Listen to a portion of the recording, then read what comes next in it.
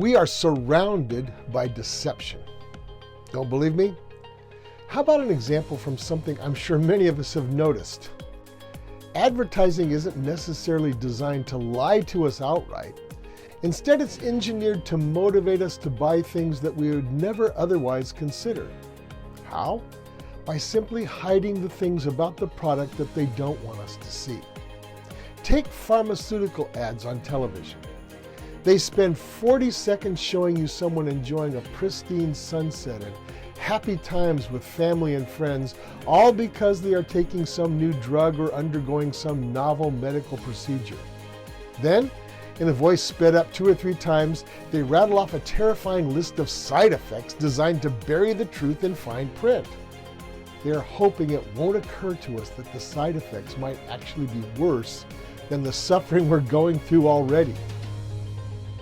But there's a deception in our culture that goes much deeper than clever marketing. I'm talking about how God has been systematically removed from the public square. Today in our secular, non-religious culture, bringing up faith, especially Christian faith in public, is practically a taboo. Oh, don't dare mention faith in schools or government institutions. And even in private conversations, if you don't know someone very well, speaking about God is often considered bad taste. But how did we get here? Where did this shift actually begin? Well, having spent many years teaching Western civilization at the college level, I've had a lot of time to map this out.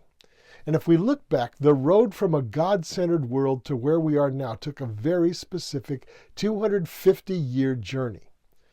Let's do a super quick rundown of how it happened. 1,000 years ago in the Middle Ages, everything in the Western world was God-centered, or at least it was supposed to be. The church was the epicenter of life, education, and reality. But by the late Middle Ages, a massive intellectual shift arrived, the Renaissance. The Renaissance allowed for a new freedom of thinking. It wasn't exactly an abandonment of faith, but it was a rediscovery of writings outside the traditional Christian church, principally the works of ancient Greeks and Romans, alongside some of the scholarly writings of the Islamic world. Suddenly, people began to think in much broader terms than the intellectual output that the church had been producing for centuries. Education was revolutionized. People realized that at least some of the truth about reality existed beyond what they'd always been taught in church. This intellectual explosion directly triggered the Protestant Reformation in the 1500s. Thinkers like Martin Luther, John Calvin, Ulrich Zwingli, Menno Simons, and eventually King Henry VIII broke away from Catholic theology. Luther, Calvin, Zwingli, and Simons wanted to get back to the core of the Bible and think outside institutional boundaries. King Henry just didn't want the Pope telling him what to do. These new Protestant groups didn't just disagree with the Catholic Church, they sometimes fiercely disagreed with each other. So by the late 1500s and early 1600s, this ideological friction boiled over into devastating religious wars all across Europe. Catholic, Protestant, Protestant against Protestant, and so on. And that weariness of war changed everything. By the 1700s, a new wave of thinkers looked at war-torn Europe and concluded that the fundamental problem with the world was religion, and specifically Christianity. These intellectuals ushered in the Age of Enlightenment. The new consensus among these influences became simple. Religion is bad, and human beings can solve all of our problems through rational thinking. So in the span of just about 250 years, the Western intellectual world pulled an absolute 180, going from entirely God-centered to fundamentally anti-God. Now, history is never a straight line. The 1700s also saw massive spiritual revivals like the Great Awakenings in Britain and North America. So faith didn't vanish, but the cultural narrative had shifted permanently. The intellectual blueprint for modern secularism was drawn. And this historical shift brings us right to the great modern debate of our origins and the question of whether religion, and especially Christianity, is still relevant. Now, while science and the theory of evolution are one mainstream way of explaining how everything came to be, in the 21st century, the belief that a creator designed the universe is a completely valid explanation as well. Why? Because both systems require the exact same thing at the starting line, an assumption. Evolutionary theory has to assume that God doesn't exist, or at the very least, that he isn't involved.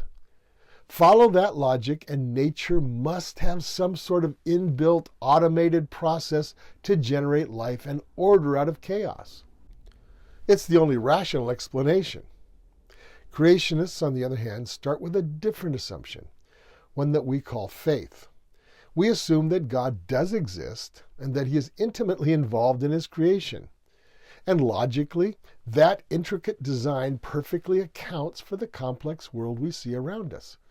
Something that looks intricately designed must have a designer. But what about the dark side of reality? If God is so good, how do we explain the intense evil and suffering in our world? Well, the skeptic or the atheist looks at the pain and assumes either that there's no God or that if he exists, he's not benevolent. And Christians hold a different view, though. We believe that God is profoundly loving, wise, and good, but that humans rebelled, tried to turn themselves into little gods, and shattered the design. The suffering, then, that we see around us is the fallout of that rebellion. Now, secularists see the solution to this suffering in better education and government regulation. Christians see the answer in Jesus, who died to redeem us from our rebellion and remake us as God intended us to be. Now, I know that's oversimplifying, but I've got to keep this video short. So how do we navigate these competing views? Every time a new documentary drops or an expert is brought into a news show, remember, expertise doesn't mean that they don't have a bias. The truth is, everyone is biased. There is no completely neutral ground, which means that we can't just passively accept what we're told. We have to use our heads. How? By looking at where these experts are coming from, tracking who's sponsoring them, and deeply examining their arguments to see what actually makes the most sense. So, when you see modern culture treating faith like an outdated mistake, remember, it didn't happen overnight. It was centuries in the making. It was deliberate, and it came with a definite bias against God, the supernatural, and Christian faith. So, what do you think? Is our modern secular culture a triumph of reason, or did we lose something vital along the way? Personally, I've spent decades digging into these questions, and I have found the Bible to be right every single time I asked a question.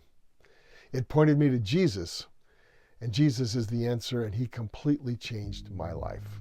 I've never once looked back. And that answer, biased as I am, might be something that you might want to consider yourself. Let me know what you think in the comments below. Don't forget to hit the like and subscribe buttons. And thank you so much for watching. This is Dr. Michael Bogart. I will see you in my next video.